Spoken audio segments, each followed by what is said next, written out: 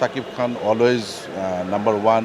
ওই হিসাবে বাংলাদেশের জনগণ, বাংলাদেশের দর্শক তাকে ট্রিট করে। সিনেমা নিয়ে তো আমাদের দর্শকরা খুবই আশাবাদী। পপকর্ন সিনেমা, হই হুল্লোড়, মাস্তি করা, এটা তো আমরা লাস্ট কয়েক বছর সিনেপ্লেক্সগুলো বলেন বা সিঙ্গেল স্ক্রিন বলেন, সেই জায়গাতে আমরা দেখতে পাচ্ছি।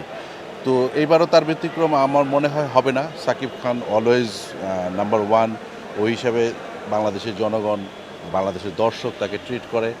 সেই জায়গা থেকে তার একটা ছবি আসছে আমারই কলিগ আবু হায়াত মাহমুদের।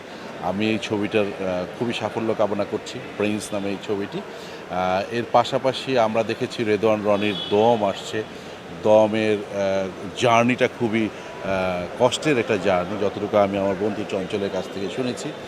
সেই ছবিটাও ভালো লাগবে আশা করছি। নিশো আছে, চঞ্চল আছে এই ছবিতে। আর পাশাপাশি আমাদের তামিম নূরের একটা অসাধারণ ছবি মনে হয়ে আসছে, সেটা হচ্ছে বনলতা এক্সপ্রেস।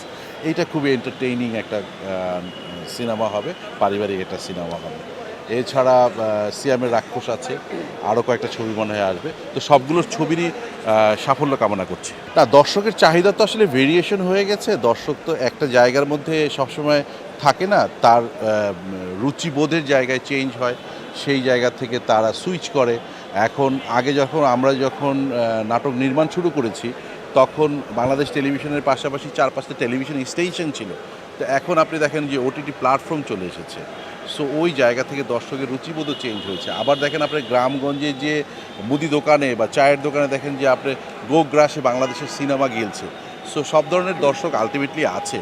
সো ওই অনুযায়ী আমি বলব যে আগে যেই একটা রেসপন্স পেতাম, সেটা টিআরপির বেসিসে পেতাম, চ্যানেল স্টেশন থেকে পেতাম, আর এখন ভিউয়ের বেসিসে পাই। তো সেই জায়গা থেকে আলহামদুলিল্লাহ I am very much happy about my work.